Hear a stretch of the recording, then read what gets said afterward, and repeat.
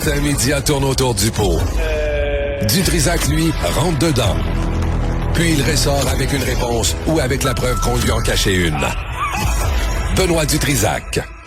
David Proulx est avec nous pour toute la saison. On reprend ça. David, bonjour. Bonjour, Benoît. Comment va ton scrotum? Bon, ça commence fort. Juste avant de manger, là, tassez votre lunch, parce qu'il y a une raison pour laquelle on parle de ton scrotum. Écoute, oui, aujourd'hui, on va parler de mon scrotum. Ou comme on dit, de ta poche. Ouais. Ou ton paquet. Ouais. OK, vas-y. Donc, en passant, on ne pourra pas parler de mes lunettes, parce que j'ai pas mes lunettes, là, mais on va juste se concentrer sur mon scrotum, parce que c'est un gros sujet. Donc, on va se concentrer là-dessus.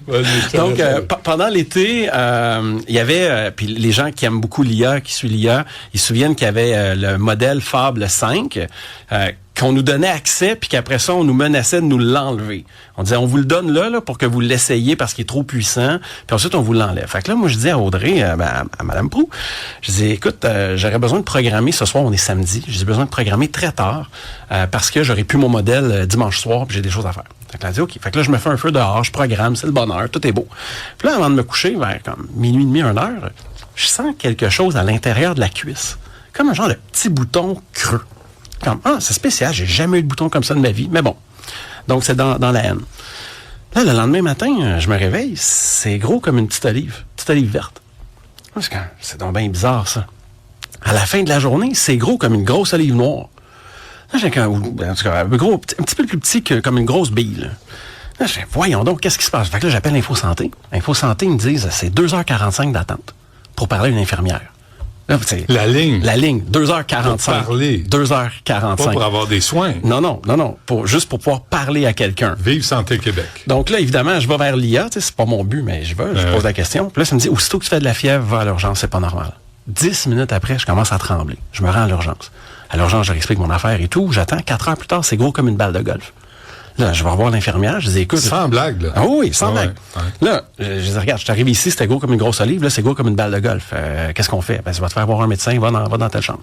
J'attends. 6 heures plus tard, je vois finalement un docteur, c'est rendu gros comme 2 balles de golf.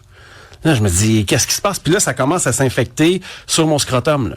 Fait que là, j'ai le scrotum qui commence à être enflé, puis changement de texture. Là, on est rendu midi, il me passe des échographies, des rayons, c'est rendu à peu près 25 cm de long, 4 cm de large, 1 cm et demi d'épais. L'infection? J'ai comme une grosse bosse dure qui est rendue sous l'abdomen, juste qui longe le scrotum, qui touche au scrotum, puis qui se rend même plus loin. Là, on va quand même donner un break aux gens jusqu'où ça se rend. Là, ça va être ils sont en train de manger. Donc là, je capote un peu. Puis là, est-ce que c'est douloureux? Oui, c'est douloureux. Oui, je sentais les tissus là. Et là, ce qu'on a appris, parce que là, je vais voir l'infirmière. Je dis, écoutez, je suis arrivé ici, là, c'était gros comme une olive. Là, regardez comment c'est long. Puis là, ça s'en vient vers les organes, là, les intestins et tout. Est-ce que vous attendez que ça touche quelque chose avant de me donner de quoi?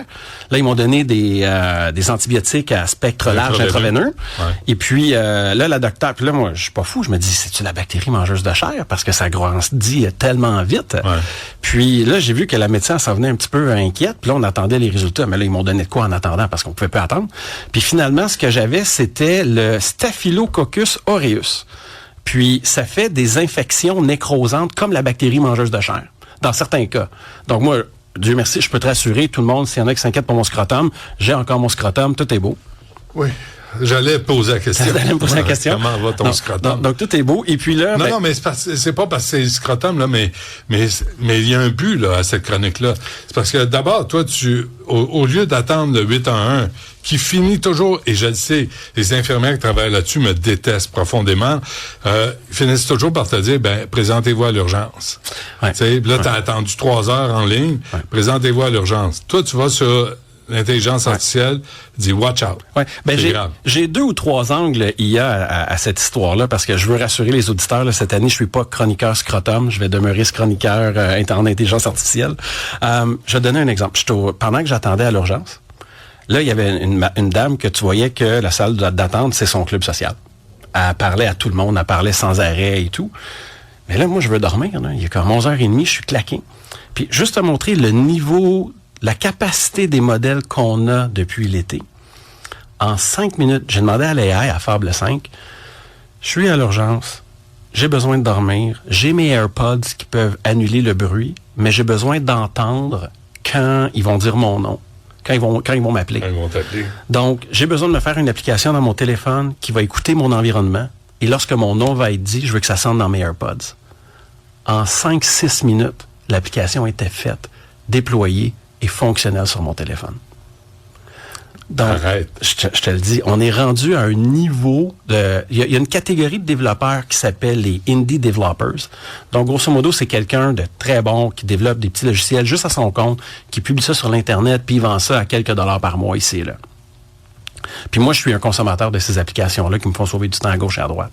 Mais là, la capacité des modèles qu'on a maintenant, qu'on n'avait pas à la fin de la saison précédente, là, toute cette catégorie de développeurs-là peut être remplacée par l'IA. Parce que c'est des applications qui n'ont pas besoin d'être sécures, qui n'ont pas besoin qu'on appelle scalable ou de monter en puissance. Donc, qui n'ont pas besoin de servir des centaines de milliers de personnes en même temps.